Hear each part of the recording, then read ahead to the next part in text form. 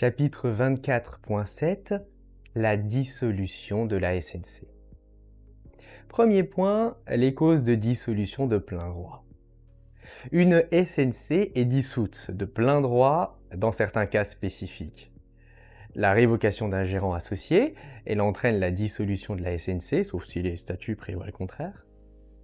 La faillite, l'interdiction d'exercer, ou l'incapacité ou le décès d'un associé, elle entraîne aussi la dissolution de la société. Bon, là aussi, les statuts peuvent prévoir que la société continue sans l'associé concerné. Et la perte de la capacité commerciale d'un associé.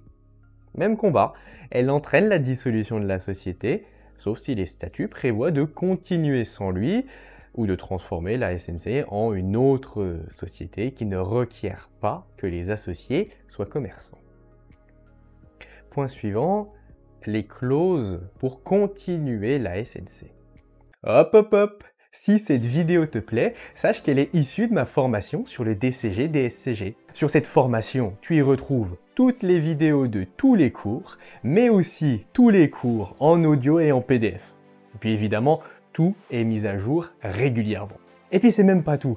Tu vas y retrouver des vidéos bonus pour t'aider à préparer efficacement ton épreuve, des fiches de révision, des flashcards et un accès direct pour me contacter si tu as besoin d'aide. L'aide, ça peut être t'expliquer ou te réexpliquer un point du cours que t'as pas bien compris, aborder avec toi un sujet complémentaire qui n'est pas disponible en vidéo parce que tu veux approfondir un cas particulier par exemple, te guider dans ton planning de révision ou même analyser avec toi une correction d'exercice que tu n'arrives pas à comprendre. Alors si tu veux profiter de l'intégralité du cours et de tous les avantages qui vont avec, clique sur le premier lien en description et rejoins-moi. Allez, on retourne au cours maintenant. Puisqu'il existe des clauses de dissolution de plein droit, donc automatiques, si tu veux continuer ta SNC, tu dois recourir à des clauses dans les statuts. Une clause de continuation, donc ça on en parle dans le chapitre 24.6.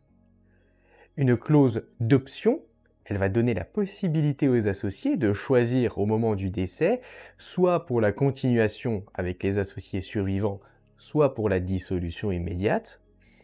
Et la clause de transformation.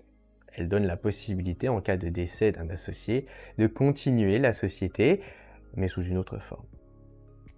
Dernière possibilité, l'associé peut désigner de son vivant un mandataire chargé, après son décès, d'administrer ses biens. Donc tu peux désigner quelqu'un pour gérer tes parts si tes héritiers sont mineurs notamment. Ce mandat dure en principe 2 ans et il permet de gérer la transition en douceur.